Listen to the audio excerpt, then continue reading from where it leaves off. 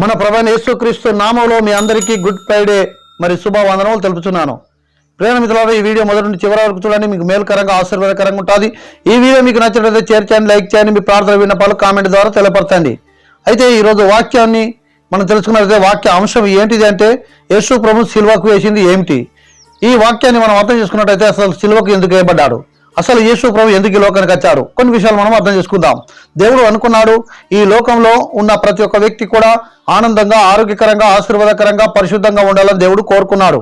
అయితే దేవుడి రాజ్యంలో, దేవుడి యొక్క పరలోక రాజ్యంలో ఏ రీతిగా అయితే ఆనందంగా వాళ్ళు ఉంటున్నారో, దేవుని దూతలు, దేవునితో ఉన్న యొక్క దూతలంతా కలిసి దేవుడిని ఏ రీతిగా ఆరాధన చేస్తూ సంతోషంగా ఉన్నారో, అదే రీతిగా ఈ భూమి మీద దేవుని యొక్క రాజ్య స్థాపన చేయాలని దేవుడు కోరుకున్నాడు.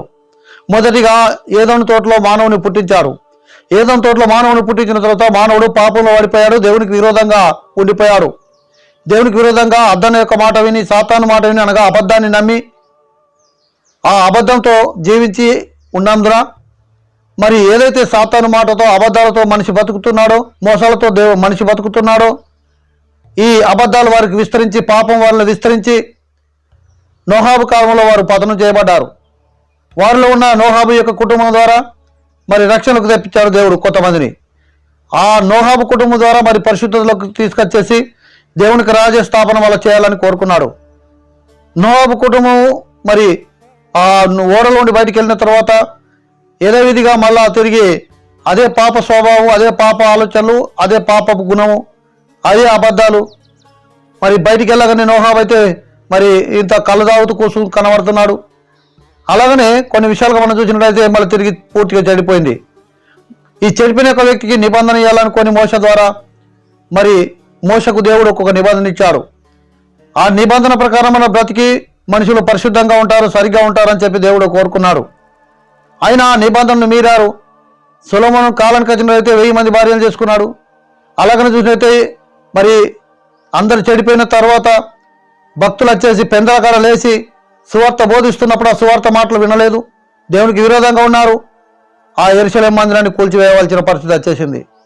ఆ తర్వాత యూదులంతా కూడా మరి చెదిరిపోయారు. కఠినమైన ఒక పరిస్థితి వచ్చింది. బబులోనుకు కొనిపోబడ్డారు, చెరగొని కొండపోయారు. వాళ్ళు 70 సంవత్సరాలు అక్కడ బానిసలుగా ఉన్నారు. ప్రియమైన మిత్రులారా, దానియేలు ప్రార్థన చేశాడు, దేవా మాకు విడుదల చేయమని. యథావిధిగా మళ్ళీ తిరిగి యెరూషలేమునికి వాళ్ళని రప్పించాడు దేవుడు. ఆ ఇశ్రాయేళ్ల ద్వారా మళ్ళీ తిరిగి ఆ యూదుల ద్వారా మళ్ళీ తిరిగి దేవుని యొక్క రాజ్యస్థాపన చేయాలని దేవుడు కోరుకున్నాడు. అయితే ఆ యూదులకు ఏ రీతిగా దేవుని యొక్క వాక్యాన్ని అందించాలి, యూదులు మారుమనసు పొందుకోవాలి, సర్వసత్వంలోకి వెళ్ళాలి, యూదులకు సరిగ్గా వాక్యం అందాలి, అప్పుడు మారుమనసు పొందుకొని దేవుని యొక్క రాజ్యస్థాపనగా నిలబడతారని చెప్పేసి దేవుడు కోరుకున్నాడు. ఎవరు కూడా వాక్యం సత్యమును బోధించేవాళ్ళు లేక అబద్ధ బోధలు, అబద్ధాలు, మోసాలు, ఎప్పుడైతే ఏదోని తోటలో సాతాను అబద్ధంతో మొదలుపెట్టిందో ఆ అబద్ధ బోధల్లో మనుషులను నింపి పూర్తిగా దేవుని నమ్మకుండా అబద్ధాల్లో మనిషి బ్రతికే పరిస్థితి తీసుకొచ్చాడు సాతాను గారు. ఆ తర్వాత దేవుడు అనుకున్నాడు ఈ అబద్ధము నుండి ఒక సత్యమైన ఒక బోధన తీసుకొచ్చేసి ఆ నీతి బోధల ద్వారా ఈ యూదులను రక్షించాలి అని దేవుడు కోరుకున్నాడు. అందుకొరకే మానవ అవతారిగా యేసు ప్రభు ఈ భూమికి 2000 సంవత్సరాల క్రితం వచ్చాడు. ఆ 2000 సంవత్సరాల క్రితం మానవ అవతారిగా వచ్చిన యేసు ప్రభు ఆయన వచ్చేసి యూదులు ఏ వ్యక్తి అయితే చెడిపోయి పాపంలో ఉన్నవారు ఉన్నారో, శాస్త్రులు, సద్దుకాయలు, పరిచయులు, వీళ్ళంతా కూడా దేవునికి విరోధంగా అబద్ధ బోధలు బోధిస్తూ వారు ఉంటున్నారో వాళ్ళని తుత్తునీలుగా చేసి, వారిని లేకుండా చేసి, దేవుని యొక్క రాజ్య స్థాపన చేసి పరిశుద్ధమైన యొక్క దేవుని రాజ్యాన్ని ఇక్కడ స్థాపించాలని యేసు ప్రభు కోరుకున్నారు. అందుకొరకే ఈ భూమి మీద మానవ అవతారిగా మరియ కడుపులో జన్మించారు, పాపం లేనివాడుగా పుట్టారు. ఆయన మరి ఎన్నో 33 సంవత్సరాలు బ్రతికాడు. 3.5 సంవత్సరాలు అద్భుతమైన సేవ చేశారు. ఆ అద్భుతమైన యొక్క సేవలో ఆయన ఎంతోమంది శిష్యులను తయారు చేసుకున్నాడు. మొదటిగా 12 మందిని తయారు చేసుకున్నాడు. అలాగనే మరి శిష్యులు తయారు చేసుకున్నాడు. వారి కొరకు ఎదురు చూసిన యోహాను గారు కూడా మరి యూదులకు పాస్టర్గా ఉండిపోయి ఆయన యూదులకు వాక్యం బోధిస్తున్నాడు. యేసు ప్రభు కూడా యూదులకు వాక్యాన్ని బోధించాడు. యేసు ప్రభు వచ్చిన తర్వాత సత్యబోధను యూదులకు బోధించినప్పుడు ఆ యూదులు ఏం చేశారు అంటే ఆ మాటలు నమ్మలే. యూదులు కేవలం నమ్ముతున్నది ధర్మశాస్త్రం, మోషే ఇచ్చిన యొక్క ధర్మశాస్త్రాన్ని దాన్ని నమ్ముతున్నారు, కానీ పూర్తిగా పాటిస్తున్నారా అంటే పాటించే వాళ్ళు కాదు. ఆ ధర్మశాస్త్ర ప్రకారం నడవని వాళ్ళని రాళ్ళతో కొట్టి చంపేవాళ్ళు, కానీ వాళ్ళు నడిచేవాళ్ళు కాదు. అలాగనే ఈ ధర్మశాస్త్రం బోధించే వాళ్ళే కానీ వాళ్ళు బోధలో ఉండేవాళ్ళు కాదు. ఆ యూదులు సరైన ఒక మార్గంలో తేవడం కొరకు యేసు ప్రభు ఈ భూమికి వచ్చేసి ఎన్నో బోధలు చేశారు. అయితే వాళ్ళు మాత్రం కేవలం మరి ఆ పాత నిబంధన అనగా ఆ మోషకు ఇచ్చిన యొక్క ధర్మశాస్త్రాన్ని మాత్రమే నమ్మేవాళ్ళు. యేసు ప్రభు చెప్పిన యొక్క మాటలు నమ్మలేదు. యేసు ప్రభు అన్ని జనులకు బోధిస్తాడు. 12 మంది శిష్యులకు బోధించాడు. 12 మంది శిష్యులను తయారు చేశారు. యోహాను గారు యూదులకు బోధించాడు. యూదుల తరపున యూదులకు కొంచెం అనుకూలంగా ఉండడం ద్వారా యూదులకు పాస్టర్గా మారిపోయాడు. యేసు ప్రభు అన్య జనులకు అందరికీ కూడా పాస్టర్గా మారిపోయాడు. మరి ఆ యొక్క వారికి విరోధంగా కనబడ్డాయి. వారు చేసిన బోధలు వారికి కొత్తగా కనబడ్డాయి. వారి బోధలను వారు నమ్మలేని యొక్క పరిస్థితికి వచ్చారు. ఎందుకంటే వారు నమ్ముతున్న ధర్మశాస్త్రం కాబట్టి. ఆ యొక్క విధంగా యేసు ప్రభువును చేస్తున్న బోధలను నమ్మలేదు వాళ్ళు. యేసు ప్రభు చెప్పిన మాటలు వారు నమ్మలేదు. ఎందుకు నమ్మలేదు అంటే వాళ్ళు ధర్మశాస్త్రాన్ని నమ్మేవారు కనుక.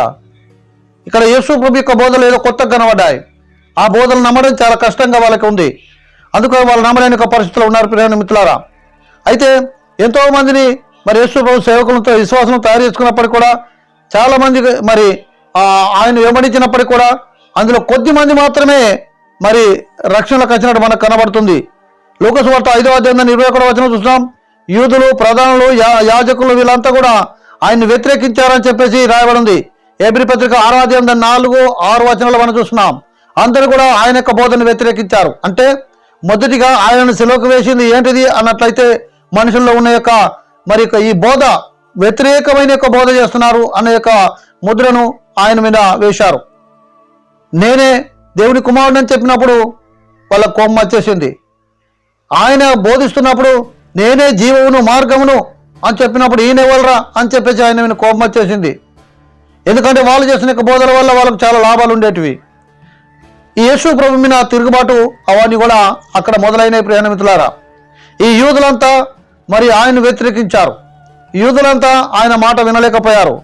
అందులో చాలా మంది వ్యతిరేకించినట్టుగా మనకు కనబడుతుంది. ఇక్కడ యాజకులు కూడా, ప్రధానులు కూడా, యూదులు, ప్రధానులు, యాజకులు వీళ్ళంతా కూడా మరి వాళ్ళకు సొంత ప్రయోజనాలు కూడా రాకుండా యేసు బోధలు చేస్తున్నాయని, యేసు బోధల వల్ల ఆ పాత నిబంధన యొక్క వాక్యాలన్నీ కూడా నేర్చుకొని ఉన్నాయి కూడా అవి పనికి లేకుండా పోతున్నాయని వారి ఆలోచన.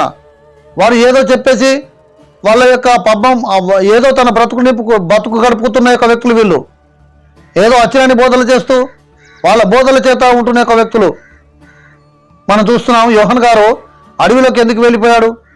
యోహాను గారు అడవిలోకి వెళ్ళిపోవడం కారణం ఏంటంటే ఆ ప్రాంతంలో యాజకులు చాలా మంది ఉన్నారు కానీ సరైన ఒక బోధలు లేక, సరైన ఒక విధానం లేక, వారి పద్ధతులు నచ్చక తండ్రి అయిన యోహాను గారు ఏం చేశాడంటే నా కొడుకును అడవిలోకి పంపిస్తాను, ఈ సమాజం మధ్యలో మంచిగా లేదు, వీళ్ళు చక్కగా లేరు, ఇక్కడి బోధలు సరి కాదు అని చెప్పేసి మరి ఆ అడవిలోకి పంపించినట్టు మనం చూస్తున్నాం.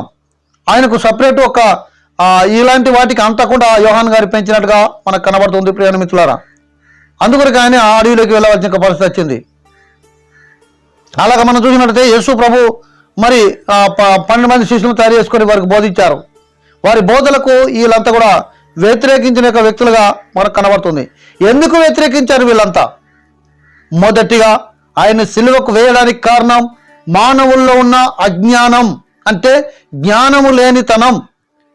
జ్ఞానం అనగా వాక్యం జ్ఞానం లేదు. ఏది సరి అయిందో ఏది సరి కాదో అది ఆలోచన చేయలేని యొక్క పరిస్థితిలో ఉన్నారు గనక ఇక్కడ ఈ అజ్ఞానం వాళ్ళని చుట్టుకుంది. జ్ఞానము వారికి లేకపోయింది. ఆ అజ్ఞానం చేత యేసు ప్రభువును వ్యతిరేకించినట్లుగా మనకు కనబడుతుంది ప్రియమైన మిత్రులారా. ఇక్కడ రాయబడింది లోకము ఆయన మూలంగా కలిగాను కానీ లోకము ఆయనను కనుగొనలేదని యోహాను సువార్త 1:10-11 వచనాలు మనం చూస్తున్నాం. లోకమంతా కూడా ఆయన మూలంగానే కలిగింది, సమస్తం ఆయన మూలంగా కలిగింది. కానీ ఈ లోకం ఆయన్ను గుర్తెరగలేదు. ఎందుకు గుర్తెరగలేదంట? అజ్ఞానం. ఈ మనిషి అజ్ఞానంలో ఉన్నారు. ఈరోజు చాలామంది అజ్ఞానంలో ఉండి జ్ఞానాన్ని తోసి వస్తున్న వాళ్ళు చాలామంది ఉన్నారు. ఆ అజ్ఞానం యొక్క వ్యక్తులు ఒకవేళ వాళ్ళు జ్ఞానవంతులైతే వాళ్ళు ఖచ్చితంగా సత్యాన్ని తెలుసుకుంటారు. ఈరోజు సత్యాన్ని తెలుసుకోవాల్సిన యొక్క వ్యక్తులే సత్యాన్ని పక్కకు పెట్టేస్తున్నారు.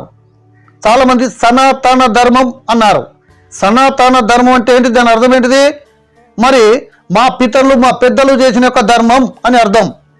మా పెద్దలు మా పితరులు ఏదైతే ధర్మం ఉండేనో ఏ పూజలు అయితే ఉండేనో, ఏ భక్తి అయితే ఉండేనో ఆ భక్తి అంటే నా సొంత కాదు, ఇది నా పెద్దల నుండి వచ్చిన యొక్క భక్తి మాత్రమే పాటించాలన్నదే సనాతన. కానీ దైవ ధర్మం వేరు, దేవుని ధర్మం వేరు. అది జ్ఞానమై ఉంటుంది, దేవుని జ్ఞానమై ఉంటుంది. ఇక దైవ జ్ఞానం అనేది దేవుడు చెప్పే మాట, సనాతనం అంటే పెద్దలు చెప్పే యొక్క మాటలు, పెద్దలు చెప్పిన యొక్క ధర్మం. పెద్దలు చెప్పిన యొక్క ధర్మం, పెద్దలంతా కూడా అజ్ఞానంలో ఉండేవాళ్ళు.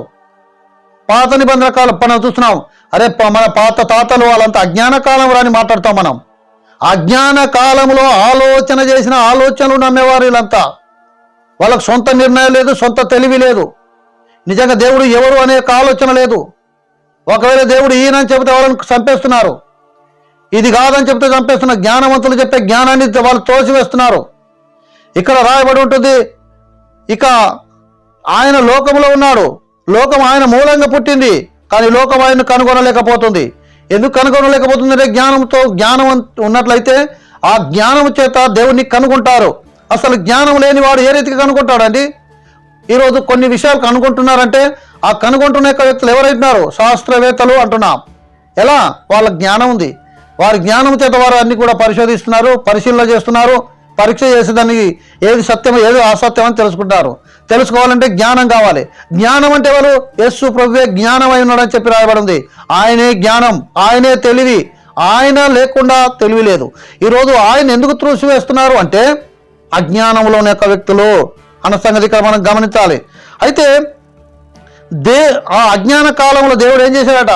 మనుషులను చూచి చూడనట్టుగా వెళ్ళిపోయినట్టుగా ఇక్కడ అపోస్తలుల కార్యం 17:30 కనబడుతుంది. దేవుడు చూచి చూడనట్టుగా ఉండేను. అయితే అందరూ మారు మనసు పొందవాలని దేవుడు కోరుకుంటున్నాడు. అజ్ఞాన కాలం, సరైన జ్ఞానం లేక ఆ కాలంలో దేవుడు చూచి చూడనట్టుగా వెళ్ళిపోయాడు. ఈ ప్రజలు ఏది చేసినా, ఎలా పూజ చేసినా, ఎలా భక్తి చేసినా, ఎలా మరి ఇతర అర్పణలు అందించినా దేవుడు చూచున్నట్టు వీళ్ళకి జ్ఞానం లేదు కదా, ఇంకా జ్ఞానమైన యేసు ప్రభువుని తెలుసుకోలేదు కదా అని చెప్పేసి వాళ్ళకు చూడనట్టుగా దేవుడు పోయాడు. చూడనట్టుగా పోయిన అజ్ఞాన కాలాన్ని ఇప్పటికి కూడా అదే సరి అని అదే సరిగ్గాని వాదిస్తున్న వాళ్ళు చాలా మంది ఉన్నారు. ప్రియమిత్రులారా, అజ్ఞాన కాలంలో దేవుడు చూడనట్టు పోయాడు, కానీ ఈ కాలంలో చూడనట్టుగా దేవుడు పోడు. దేవుడు కొదమ సింహంగా మళ్ళీ రాబోతున్నాడు. ఇక్కడ అందరు కూడా మారు మనసు పొందాలని దేవుడు కోరుకుంటే ఏ వ్యక్తి కూడా మారు మనసు పొందుకోలేదు. సర్వసత్యమైన యేసు ప్రభువుని తెలుసుకోలేకపోయారు అన్న సంగతి గమనించండి. అసలు సత్యాన్ని గ్రహించాలి. సత్యం అంటే ఎవరంట? యోహాను వార్త 8:31-32 కనబడుతుంది. సత్యము గ్రహించలేకపోయారు వాళ్ళంతా. సత్యము యేసు ప్రభువేనట. సత్యం లోకంలో ఉంది, ఆయన గ్రహించలేకపోయారు. ఈరోజు కూడా చాలా మంది క్రైస్తవులపై దాడులు చేస్తున్నారు, హింసిస్తున్నారు, ఏదన్నంటే వాళ్ళ మీద తిరుగుబాటు చేస్తున్నారు. సత్యం గ్రహించిన యొక్క వ్యక్తుల మీద సత్యము చెప్పుతే అసత్యం అనేది ఈరోజు అడ్డుపడుతూ ఉంటుంది, అజ్ఞానం అనేది అడ్డుపడుతుంది. ఒకవేళ నేను జ్ఞానవంతుని, తెలివివంతుని చెబుతున్న యొక్క వ్యక్తులు నిజంగా తెలివి వారికి ఉన్నట్లయితే ఆ తెలివి చేత సత్యాన్ని తెలుసుకోవాలి. ప్రియమైన మిత్రులారా, తెలివిన యొక్క వ్యక్తి ఈరోజు నేను తెలివిలోకి వచ్చాను, మంచి జ్ఞానవంతుని అనుకుంటున్నాను, చదివి మరి గొప్ప చదువు చదువుతున్న యొక్క వ్యక్తులు ఈరోజు అజ్ఞానంలో బ్రతకడం ఎంతమటుకు కరెక్టు?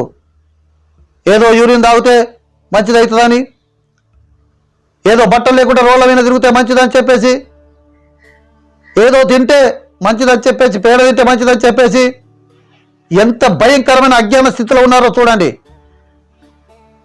ఈరోజు ఎన్నో వ్యతిరేకమైన పాప సంబంధమైన విషయాల్లో వాళ్ళు సపోర్ట్ చేస్తూ ఈరోజు వాడిని చంపాలి, వీడిని చంపాలి, చంపడమే మంచిదని అజ్ఞాన స్థితిలో ఉంటున్న యొక్క వ్యక్తులు వీళ్ళు జ్ఞానంలో ఉన్నారా, అజ్ఞానంలో ఉన్నారా? ఒకసారి ఆలోచన చేయండి. సత్యం తెలియలేక నా ప్రియ సహోదరులు ఈరోజు క్రైస్తవులపై హింసలు చేస్తున్నారు. సత్యం తెలియలేక ఈరోజు గొడవలు చేస్తున్నారు. ఆ సత్యమే యేసు ప్రభువే ఉన్నాడు. ఆ సత్యాన్ని గ్రహించిన వాడు తప్పకుండా వాడు సత్యంలోనే ఉంటాడు, వెలుగులోనే ఉంటాడు. ఈరోజు దేవుడు కోరుకుంటున్నది ఒకటే, సత్యం గ్రహించమని. అసలు యేసు ప్రభు సిలువకేసింది ఏంటంటే అజ్ఞానం, సత్యం తెలుసుకోలేక వేశారు. నిజంగా యేసు ప్రభు అప్పుడు దేవుడు నమ్మలే. ఎవరు నమ్మలే? యూదులు నమ్మలే, తన వాళ్ళు తనను నమ్మలే. తన వాళ్ళ కొరకు యేసు ప్రభు వచ్చారు, కానీ తన వాళ్ళే నమ్మలే. ఎందుకు నమ్మలే? వారు ఆ పాత నిబంధన యొక్క ధర్మశాస్త్రాన్ని పాటిస్తున్న యొక్క వ్యక్తులు కనుక ఆ ధర్మశాస్త్రమే సత్యం అని అనుకున్నారు. కానీ ఆ ధర్మశాస్త్రమైన యేసు ప్రభు ఇక్కడికి వచ్చాడన్న సంగతి, ఆ ధర్మశాస్త్రమే క్రీస్తుగా ఈ భూమికి వచ్చాడన్న సంగతి మర్చిపోయారు. ఆది అందు వాక్యం ఉండెను, వాక్యం దేవుడైనను, వాక్యం దేవుని యొద్ద ఉండెను, ఆ వాక్యం శరీరధారిగా భూమికి దిగి వచ్చినని యోహాను వార్త మొదటి అధ్యాయంలో చూస్తున్నాం. ఆ భూమికి దిగి వచ్చిన ఆ సత్యాన్ని గ్రహించలేని యొక్క మనుషులు మరి యేసు ప్రభువుని సిలువకేశారు. అది సత్యమైన సంగతి మర్చిపోయారు. ఈరోజు అబద్ధాలకు నమ్మి అలనాడు ఏదోని తోటలో అబద్ధము చెప్పిన ఆ అబద్ధాన్ని నమ్మి అప్పటి నుండి అబద్ధాల్లో ఉంటున్న ప్రజలు అబద్ధాన్ని నమ్ముతుంటున్నారు. సత్యాన్ని గ్రహించలేని ఒక పరిస్థితికి వచ్చారు. యేసు ప్రభు శిలువకు వేయబడడానికి కారణం అసత్యం, అబద్ధం లేక అజ్ఞానం. ఈ అజ్ఞానమే యేసు ప్రభుని శిలువకు వేసింది అన్న సంగతి ఇక్కడ మనం అర్థం చేసుకోవాలి. చాలా మంది సత్యము గ్రహించలేదని రాయబడింది. యోహాను 8:31-32 కనబడుతుంది. సత్యాన్ని గ్రహించలేక చాలా మంది అక్కడ ఉండిపోయారంట. సత్యమేదో అసత్యమేదో తెలియక అసత్యంలోనే వాళ్ళు బ్రతుకుతూ అసత్యమే సత్యం అనుకొని వారి జీవితాలు గడుపుకుంటున్న వ్యక్తులు అక్కడ ఉన్నారు. సత్యం వాళ్ళకు కళ్ళకు కనబడలేదు. అలాగనే ఇక్కడ రాయబడి ఉంటుంది. అలాగే దేవుడు కోరుకున్నాడు ఏంటిదంటే ఆ సత్యమైన యేసు ప్రభుకు విధేయులు కావాలని దేవుడు కోరుకున్నాడు. కానీ వారు విధేయులు కాలేదు. రెండో దేశములకు మరి 2:10, 1 పేతురు 1:22, 1 తిమోతి 2:4 మనం చూస్తున్నాం. దేవుడు కోరుకున్నాడు సత్యానికి విధేయులు కావాలి, అబద్ధానికి కాదు, మోసాలకు కాదు. యేసు ప్రభు వచ్చి బోధించింది ఏదో అబద్ధానికి మీరు విధేయులు కాండి అని, ఇతరులు చంపడానికి విధేయులు కావాలని, మోసానికి విధేయులు కావాలని దేవుడు కోరుకోలేదు. దేవుడు కోరుకున్నది ఒక్కటే, సత్యం ఏదైందో ఆ సత్యానికే విధేయులు కాండి. మీరు నాకు కాకండి, నన్ను నమ్మకండి. ఏది సత్యమో ఏది అసత్యమో ఆ సత్యమైన దాన్ని మీరు నమ్మండి అని చెప్పినప్పుడు చాలామంది ఆయన నమ్మలేకపోయారు, వ్యతిరేకించారు. ప్రియ మిత్రులారా, ఆ వ్యతిరేకించిన కారణమే తెలుసా? అజ్ఞానం, సత్యాన్ని నమ్మకపోవడం. ఆ అజ్ఞానమే యేసు ప్రభును మొదటిగా సిలువకు వేయడానికి కారణం అన్న సంగతి ఇక్కడ మనం గమనించాలి. రెండో విషయానికి వచ్చినట్టయితే మరి ద్వేషం. ఎందుకు ద్వేషం? మనుషులకు ఎందుకు ఇంత ద్వేషం యేసు ప్రభు మీద? ఎందుకు అంటే నేనే దేవుణ్ణి అని చెప్పినప్పుడు ద్వేషం రాదా? ఆయన గొప్పవాడు అంటున్నప్పుడు ఇంకా ఎదుటి వాళ్లకు కోపం రాదా? ఈరోజు ఏం చేస్తున్నట్టే ఏది అసత్యమో అసత్యానికి సత్యాన్ని చూసిన తర్వాత కోపం వస్తుంది. సత్యము ఉన్నన్ని రోజులు సత్యంగా అసత్యము సత్యంగా బ్రతికింది. అసత్యం ఉన్నన్ని రోజులు అసత్యము సత్యంగా బ్రతికింది. అన్ని రోజులు అందరూ అసత్యాన్ని సత్యమని నమ్మారు. ఇప్పుడు సత్యం అనేది ముంగడికి వచ్చింది.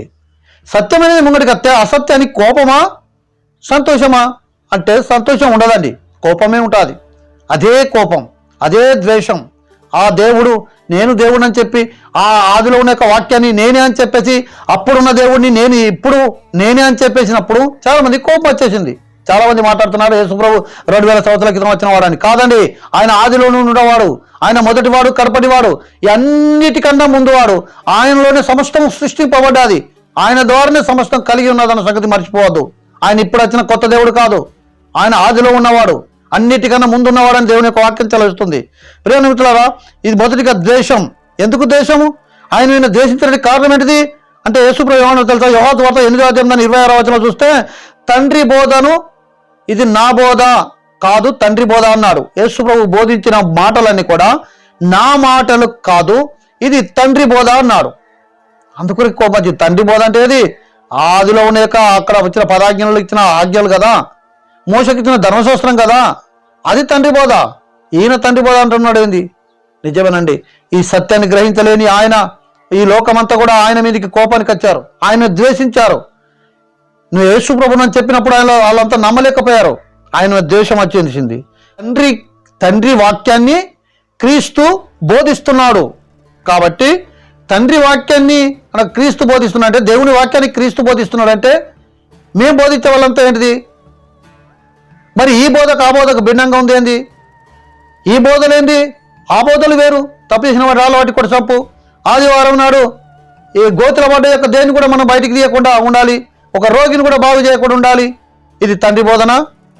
ఇప్పుడు ఈయనే ఆ బోధ చేస్తున్నప్పుడు, ఆ రోగిని బాగు చేస్తున్నప్పుడు, బాధల్లో ఉన్న వారిని విడిపిస్తున్నప్పుడు వాళ్ళందరికీ కోపం వచ్చేసింది. యేసు ప్రభు చెప్తున్న యొక్క మాటలు వాళ్ళకి వ్యతిరేకంగా కనబడ్డాయి. తండ్రి బోధ అని చెబుతున్నాడు కానీ తండ్రి బోధ కాదనుకుంటున్నారు వాళ్ళు. ఎందుకంటే వారు అజ్ఞానంలో ఉన్నారు, జ్ఞానాన్ని తెలుసుకోలేకపోయారు. తండ్రి బోధ అని చెప్తున్నప్పుడు ద్వేషం వారి యేసు ప్రభు మీదకి వచ్చినట్టుగా మనకు కనబడుతుంది. యోహాను సువార్త 7వ అధ్యాయం దాన్ని 6 నుండి 18 వరకు మనం చూడగలుగుతాం ప్రియ మిత్రులారా. అలాగనే చూసినట్టయితే యోహాను 3:19 మనం చూసినాం, వెలుగును వాళ్ళు ప్రేమించలేదంట. సత్యమైన యొక్క వెలుగు ఏదైతుందో ఆ వెలుగైన యేసు ప్రభువును వాళ్ళు ప్రేమించలేదు కనుక అక్కడ ఆయన్ని ద్వేషించారు అన్న సంగతి ఇక్కడ మనకు కనబడుతుంది. అనగా మొదటిగా ఆయన వ్యతిరేకించడానికి కారణం అజ్ఞానం, ఆయన సిలువకు వేయడానికి కారణం అజ్ఞానం. రెండోదిగా ఆయన సిలువకు వేయడానికి కారణం ద్వేషం. ఎందుకు ద్వేషం వచ్చేసింది అంటే తండ్రి బోధ చేస్తున్నాడు కనుక. ఈరోజు మంచి బోధ చేస్తున్న వాళ్ళ మీద ద్వేషాలు ఉంటాయండి, గొప్పగా అభివృద్ధి అవుతున్న వాళ్ళ మీద ద్వేషాలు ఉంటాయండి, వారు ఉన్నతమైన స్థాయికి వెళ్తున్నప్పుడు ద్వేషాలు ఉంటాయండి. ఆయన మీద ఉన్న ద్వేషమే మరి ఇప్పుడు కూడా క్రైస్తవులపై హింసలు జరుగుతున్నాయి, ద్వేషిస్తుంటున్నారు. ఆయన మీద ఉన్న యొక్క ద్వేషం ఈరోజు ప్రజల మీద కూడా ద్వేషాలు జరుగుతున్నాయి ప్రియ మిత్రులారా. అలాగనే మూడో విషయానికి వచ్చినట్టయితే అసూయ. యేసు ప్రభు మీద అసూయ అంటే ఆయన గొప్పవాడా, ఆయనే దేవుని కుమారుడా, ఆయన మీద అసూయ అనేది యేసు ప్రభువును సిలువకేసింది అని మత్తయి సువార్త 27వ అధ్యాయం దాని 18వ వచనం మనం చూస్తున్నాం. అలాగనే యూదులకు చాలా మందికి అసూయ కలిగింది. గలతీయులకు రాసిన పత్రిక 5వ అధ్యాయం దాని 25-26 వచనం చూస్తున్నాం. అసూయ చాలా మందికి మరి ఎదురు యొక్క వ్యక్తి అభివృద్ధి అవుతున్నట్టే అసూయ. ఈ అసూయ చేత అసూయనే యేసు ప్రభు సిలువకేసింది అన్న సంగతి ఇక్కడ మనం గమనించాలి. అలాగనే చూసినట్లయితే మరి 4వదిగా అబద్ధ సాక్ష్యాలే, ఈ అబద్ధాలే ఆయన సిలువకేశాయి. నిజం కాదండి. ఈరోజు ప్రతి ఒక్క వ్యక్తి వాడుతున్న అస్త్రం ఏంటంటే అబద్ధాలే. ప్రతి ఒక్క వ్యక్తి అబద్ధం చేత సత్యాన్ని నశింపజేస్తున్నారు. అలనాడు ఆ ఏదోని తోటలో ఉండి అబద్ధమే మోసం చేసి మంచిగా బ్రతకవలసిన ఒక మనిషిని పతనం చేసేసాడు, ఘోరమైన బతికే పరిస్థితికి తెచ్చాడు. ఈరోజు సమాజం కూడా అబద్ధాలు, అబద్ధ బోధలు, అబద్ధ ప్రవచనాలు, అబద్ధాల చేత క్రైస్తవులు వంచిస్తున్నారు. ఈ అబద్ధాలే యేసు ప్రభుని సిలువకు వేయడానికి కారణమైన సంగతి మీరు గమనించాలి ప్రియ మిత్రులారా. అబద్ధ సాక్ష్యాన్ని కొరకు వాళ్ళు వెతికినట్టుగా మత్తయి సువార్త 26వ అధ్యాయం దాన్ని 59వ వచనంలో మనం చూస్తున్నాం. అలాగనే ఆయన సిలువకు వేయడానికి అబద్ధం అంటే అబద్ధ బోధకులు కూడా మత్తయి సువార్త 7వ అధ్యాయం దాని 15వ వచనంలో కనబడుతుంది. అబద్ధ బోధకులు అంటే వాళ్ళలో అబద్ధ బోధ ఉంది, సత్యమైన బోధ లేదు, సత్యమైన బోధ నేర్చుకోలేరు. ఈ కాలంలో అబద్ధ బోధలు చాలా చెలరేగిపోయాయి. యేసుప్రభు చెప్పాడు అబద్ధ బోధకుల గురించి జాగ్రత్తగా ఉండండి అని చెప్పాడు. ఈ అబద్ధ బోధల వల్ల చాలా మంది నష్టపోతున్నారు, కొన్ని కుటుంబాలు పాడైపోతున్నాయి. అబద్ధ బోధల వల్ల ఈరోజు దేవునికి అపకీర్తి వస్తుంది.